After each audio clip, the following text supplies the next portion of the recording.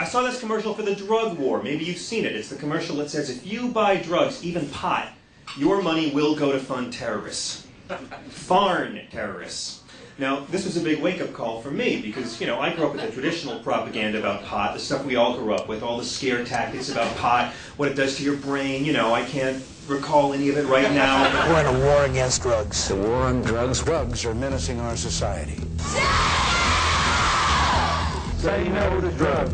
$600 million this year. $1.5 billion increase in law enforcement. Our spending for drug law enforcement will have more than tripled from its 1981 levels. We need more prisons. They keep on trying to scare kids by saying drugs are bad, drugs are bad, drugs are bad. And that's why it won't work. The problem is not that drugs are bad. The problem is that drugs are great. That's the problem. Addiction is bad, overdosing is bad, making stupid choices when you're high is bad. But this drug war ad that we've all seen, if you buy pot, your money's going to fund terrorists. That's what the White House is saying. This country's been fighting a war on drugs for several decades, but it's become a war on the American people. It's undermined our most basic constitutional rights, fostered racism. It's created a level of incarceration that is without precedent in the history of the world. And yet it's done nothing to reduce drug abuse. It hasn't eliminated the presence of drugs. In the end, it's really done nothing to help the people of this country.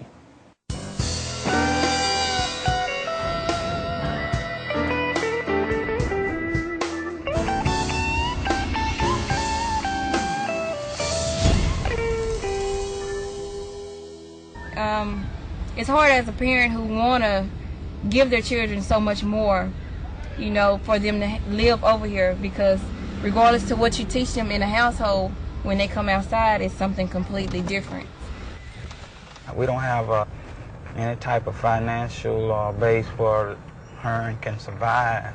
Every year they round up a bunch of young blacks from poor, low class where they don't think can defend themselves, and they run them down as high-class drug dealers. 16% of the African-American population in a town of 5,000 all arrested in one day for supposedly selling drugs to a confidential informant. Because I was scared. I didn't know. I just did what I felt like they wanted me to do. I said what I thought that they wanted me to say. I was working a double shift, and some police officers just came in and asked for, you know, Regina Kelly. So they took me into custody, and the next day I found out, you know, why I was actually being held. There's no evidence, no cash, no drugs, no money, no guns. Nothing. It was nothing. The things that you would normally associate with a massive drug ring bust. The only evidence they had was the word of the informant himself. Well, did you say things when you testified that you knew were not the truth? Yes. All these lights, and I come out on the porch, I said, Brad, it's not here. Well, we're going to have to come in and search your house. I said, but you have to have a warrant to check my house. He said, no, we don't. We having a drug bust. Kids coming from school, slam them to the ground, put a gun to their head. And I mean, they were just out of control. It's the drug war run amok. I had no idea why I was going to jail. You wondering what's going on? Where, you know, why am I here? What's going on? And I need to go home. You know, I'm going to lose my job, and you know, everybody watching you go to jail. They came to my house about 1:30, 2 o'clock in the morning. They told my son that he was under arrest for delivery of cocaine. My bond was set at $70,000 for delivery of controlled substance, and $70,000, and I just broke down crying and just started pleading with him and telling him, no, you got the wrong person, I don't sell drugs. It's important to look at Hearn, Texas, and other communities like it, because they put the spotlight on what the war on drugs really means. It's racially influenced law enforcement that scoops up innocent people, denies them justice, and ruins their lives. And one of the deputies, the lady in the car, gave me a piece of paper. At the time, I didn't know what it was. It was an indictment, and it had Jennifer on it. And I told her, I was like, I gave it back to her. I said, you gave me the wrong paper. My name is Regina. And she looked at it, and she was like, no, this is what they told me to give you. And I told her, well, my name is Regina Kelly. This is not me. I was in jail 3.5 weeks. Yep. I mean, it was so easy for somebody to just say, this girl sold drugs, let's lock her up. And that was simple for them. But it was so hard for somebody who is innocent to sit there and plead out and just say, this is not me. Can I get some help? Can somebody help me in some kind of way so I can make people understand that I did not do this? What they were doing was worse than drugs itself, because the corruption, the innocent people that were hurt, the families. I want to go home to my kids. I want my kids to understand, you know, that I didn't do anything wrong for me to be here, because I've always told them, if you do right by the law, you don't have to worry about getting in trouble. Just cry constantly, just cry. The district attorney threatened to give Brad 99 years if he didn't take a plea. When you face 99 years of life, you don't have any money, you can't afford a good lawyer. Brad went on and took the plea because I told him that I at least wanted to see him before I died in 99 years, you know, to go on and take the plea. You have this on your record, you know, and you have everybody in the community looking at you different. You have your kids, my daughter going crazy, sad and depressed, wouldn't come visit me while I was locked up. Just everything was just getting all messed up. Hearn is typical, unfortunately. We have identified 18 other regional narcotics task force scandals, just like what happened in Hearn. It was just a setup. The more people that you arrest for drugs and the drug sting, the more money would come into the task force. They're nameless faces, roving, multi-jurisdictional law enforcement agencies that are not accountable to the local community. No one has official oversight. Not accountable to anybody how they used it. The money that they get doesn't have to go to something specific? No, they use it for whatever they decide to use it for. This money probably went in a lot of people's pockets. You show me a Byrne Grant-funded multi-jurisdictional task force, and I will show you a Hearn, Texas, just waiting to happen. This informant that they wanted me to work with, he had made about 100 cases. Each and every buy that he tried to produce to me was a false case. It was the informant making $50 off of each case. I went back to my superiors the next day and told them about that, and within the week I was fired. We seem to think drug corruption is something that happens in Mexico and Colombia, South America, and other countries. But I am, in my research, discovering more than 1 million felonies committed by American police officers across the country. They focus on the most vulnerable community possible, the community that's less likely to be able to put on an adequate defense to prove the civil rights violations that we in fact proved in the Hearn case. How are you? Coming to the meeting tomorrow? Yes, sir, I'll be there. 7 o'clock. Yes, sir.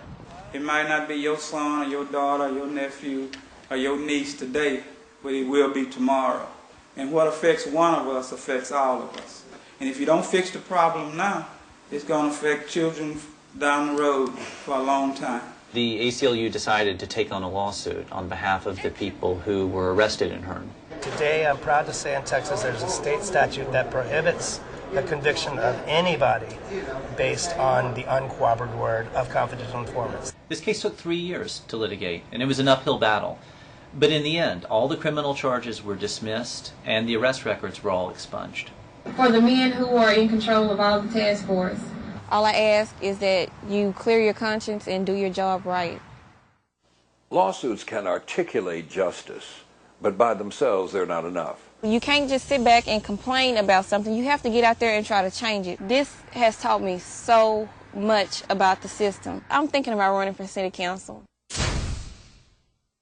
You know, up until 1883, there were no laws in this country against manufacturing, using, or possessing any drugs. And those drugs were all here. Back then, the biggest drug problem in this country was alcohol.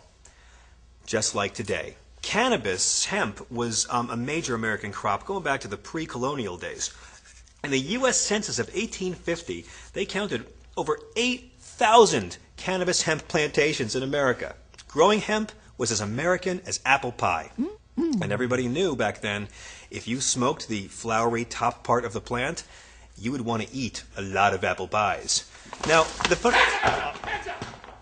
George Washington grew cannabis hemp at Mount Vernon. Ben Franklin began a paper mill that made cannabis hemp paper. I'm not saying Ben ever smoked the stuff. I mean, I'm sure lots of perfectly sober guys really enjoy flying kites during thunderstorms. But, oh, and here's something else. Marijuana wasn't made illegal until 1937. And when they finally banned it, the American Medical Association, all the doctors in the country protested in the 30s because they knew it was a valid medicine that could help people. Cannabis has probably been used by human beings for as much as 10,000 years. It was used to treat chronic nausea and vomiting. It was used for psychiatric conditions. It was used in obstetrics. It was used for seizure disorders. I suffered a brain trauma from a car accident that I was in. Her life was so horrible at the time in terms of the number of the seizures she was having. I mean, I was having 5 a day. I read in a medical journal that marijuana was being used to treat laboratory-induced seizures in rats. Doctors were not familiar with it, and I wasn't familiar with it. In all honesty, I did not believe that marijuana would be the treatment for me, that would be the one that would answer my questions. It's something so simple that I could grow myself for free, would liberate me from seizure activity and liberate me from this dark hole that I was falling into of drug use, pharmaceutical drug use. We were both skeptical of the idea, but we observed early on that it had an immediate effect, and then over time it had a quantitative effect. Mom, Dad, you're not going to believe it. I'm smoking marijuana, and it's working to control my seizures. And they went, what? Of course, you know, it's your parents, so they're, oh, honey, oh, don't get caught growing marijuana. Well, no, it's really working for me. In 1992, we were arrested for, as I said, 5 marijuana plants, and we explained the situation.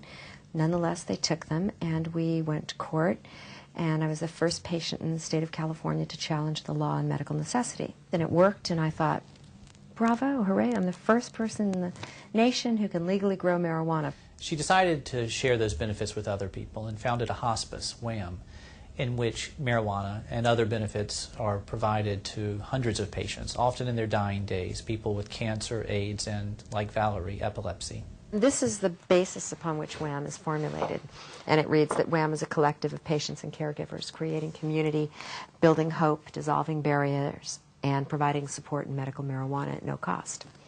California broke new ground in 1996 when it became the first state to allow for the medical use of marijuana when a physician recommends it. And the trend has accelerated since then. There are 11 other states that have joined California, and there are several others where bills are pending, and that number will continue to grow. Okay, this is Charlie Phillips, and Charlie has Parkinson's. He's been so ill, has not been able to walk. He was actually had been in bedridden for some months. Most physicians understand quite well that cannabis is a safe and effective medication. Most of them are very afraid to talk about it. They've been threatened by the federal government about this issue, and they've paid close attention to that. Sorry, getting a little clumsy I am. You smoke and I get clumsy. It's amazing. I'm sorry that I'm watching your hands, but I'm just watching the shaking diminish. It's amazing. Do you notice it, Charlie? Immediately, the shift? It varies at times. Did you see his hands before? Yeah, sure did. No, it's the real thing. It's the real thing.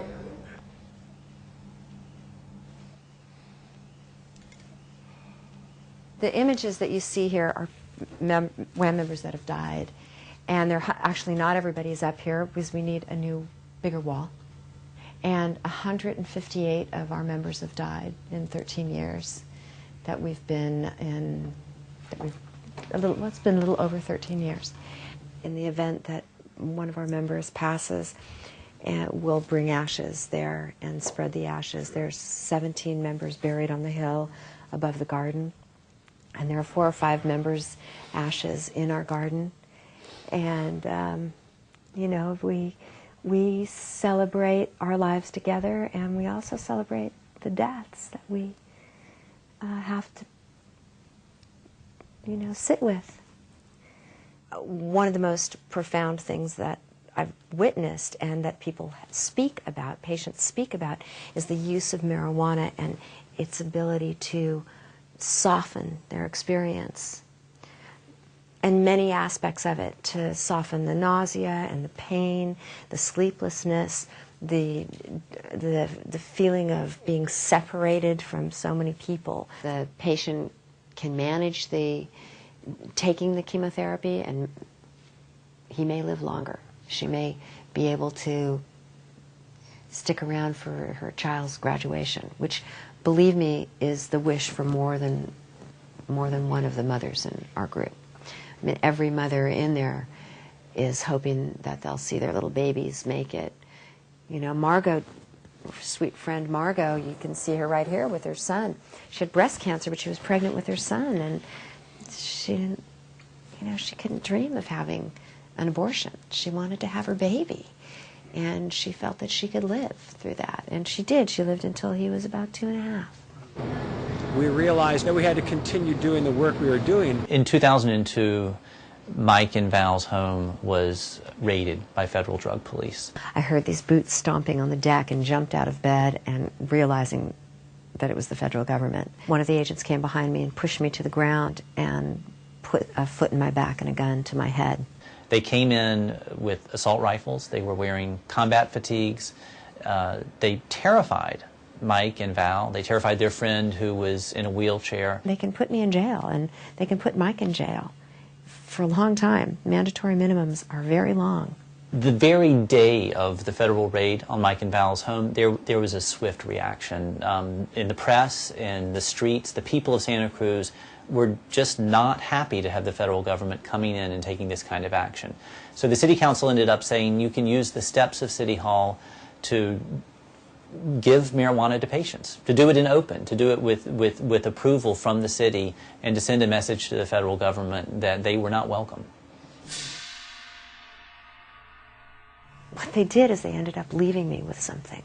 This is what creates, you know, this indomitable spirit in people. This is what the revolutionary founders of our nation must have felt when they had guns turned on them. It has to be. You know, it isn't a... What makes you stand up to your government? They make you stand up to them.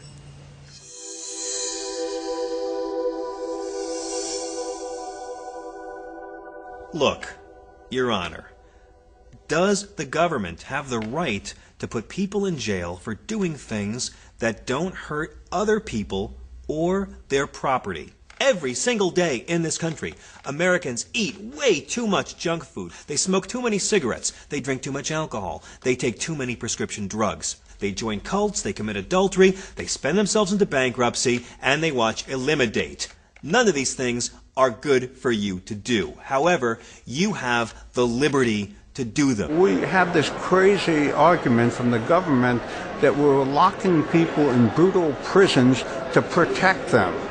And yet, at the same time, we know that treatment, when it's made available, can be very effective. Rather than criminalize the disease, we need to medicalize the disease. We need to teach our policymakers and develop better policies so that we can treat the disease of addiction. We advocate reforms in the law that take drug policies out of the criminal justice system and put them into the public health system where they belong. Treating addiction by building more prisons is like treating AIDS by building more graveyards. I was a police officer for 18 years. The trouble is my colleagues spend so much time going after a baggie of pot under some kid's front seat, and then the drunk drivers sail by these traffic stops and kill 17,000 innocent Americans a year. Law enforcement against prohibition. We're the freest nation on earth, and we lock up 1.6 million people every year. It's time for a change. There's got to be a better way. There's tens of millions of hours of police time chasing people with a baggie of pot in the front seat where they know the driver's not intoxicated. This reduces your public safety because that officer's out of service for a 911 call. You got a 911 call, somebody's breaking into your house, someone's raping you, there's a DUI in front of you, you want some cop to stop it, it's banging off the curbs. I'm sorry, those officers are tied up searching some stupid car for maybe a baggie of pot. School administrators at Stratford High School in Goose Creek, South Carolina, got together with local police to raid students because they believed that one student had a joint. They were locking all the doors, and next thing you know, police are just running through the whole hall. And as I put my hands up, they told us to get on the ground. Cops busted into the hallway, bringing drug dogs that were barking in the kids' faces, holding loaded guns to their heads.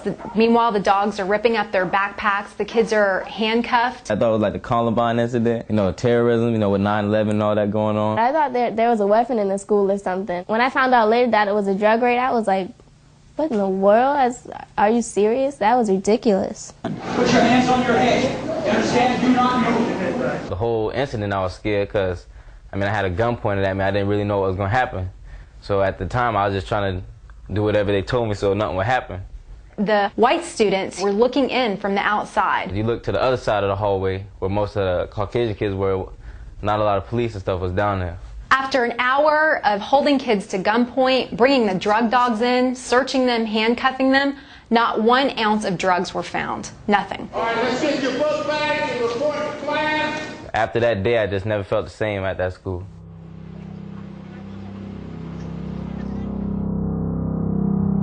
Our lawsuit demands that police and school officials never conduct this type of raid again.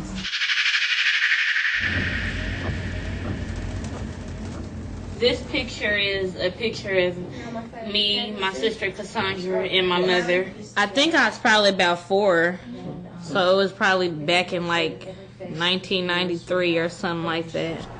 When I was sentenced, I was 25 years old and 6 months pregnant with Kamira.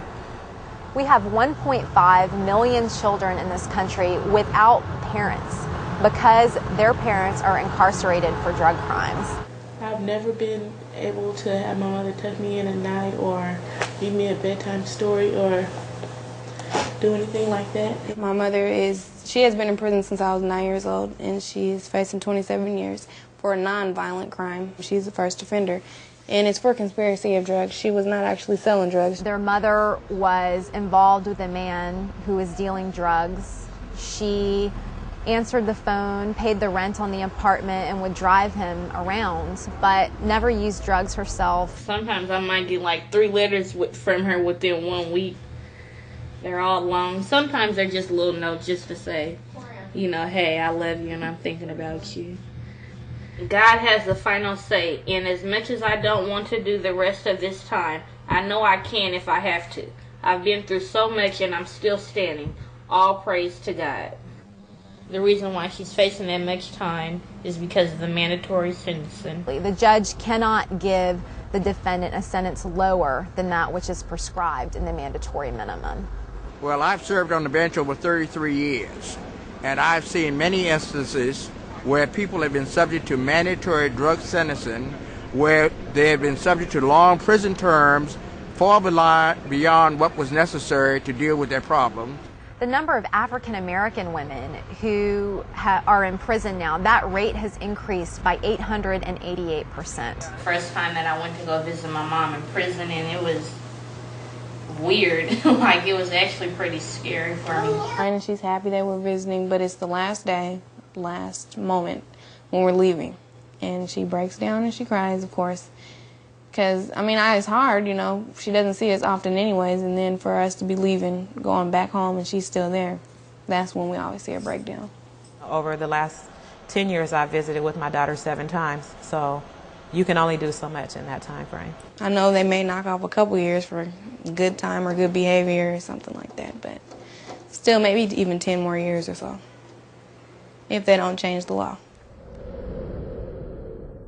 We want to hear from some of the people who have been directly impacted by these mandatory minimum sentences and drug laws. And we want to start with Aisha. Aisha Murray, the daughter of an incarcerated parent, Hamida Hassan.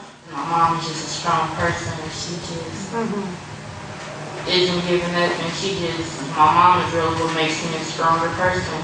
Women get the bad end of the stick because a lot of times they're not the ones who were actually doing the crimes. They just might have a little information or might not have a little information. Like, my oldest sister is 21, and she has all these responsibilities, and it's so hard. When I'm at work, I tell them, do not call me at work if it's not very, very serious, because I can't leave work.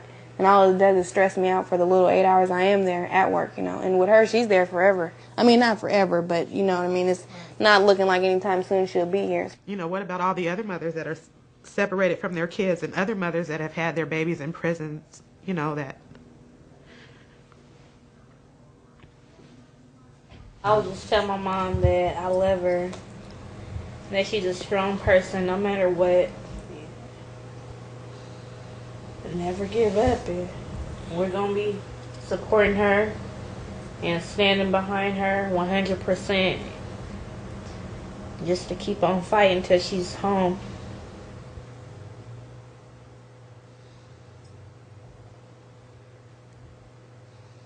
We as a people are hooked.